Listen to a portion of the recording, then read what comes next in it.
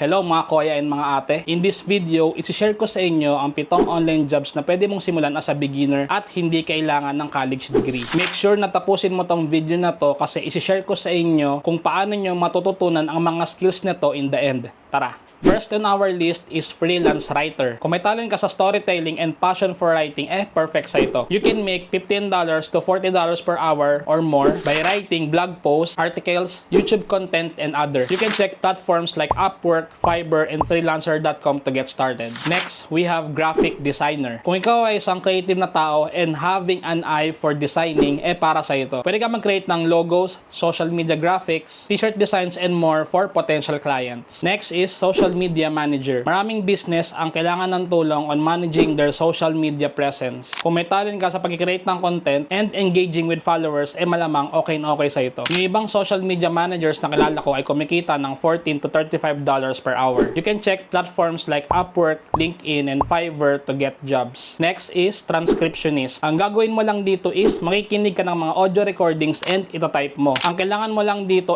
dapat meron kang good listening skills and mabilis kang mag-type. Some skilled transcriptionists can earn $12 to $22 per hour. You can check websites like Rev and Transcribe Me to get started. Next, customer service representative. Isa ito sa pinakasikat na trabaho kung gusto mong mag-online job. Karamihan sa mga tenured freelancers ngayon galing sa pagiging call center agent or customer service job. Maraming clients ang nag-hire ng customer service representative na mag-handle ng inquiries and to provide support. Experienced customer service representatives can earn $10 to $19 per hour. Next, we have web developer. Sa ngayon, sobrang taas ng demand nito and definitely you don't need a degree to start. Sobrang dami ng training for HTML, CSS, and JavaScript online na gagamitin mo to build websites for your clients. Kung magiging expert ka sa pagiging web developer, ang pwede mong kitain ay $15 to $30 per hour or mas mataas pa. You can check Upwork, Freelancer, and LinkedIn to get jobs. Next, we have SEO specialist. Ang kailangan mong gawin at ang goal mo as an SEO specialist is to optimize websites and tumaas ang ranking sa search engines like Google and Bing. Pag mas mataas ang rankings ng websites or search engines, mas malaki ang chance na magkaroon ng leads or customers. SEO specialist can earn $20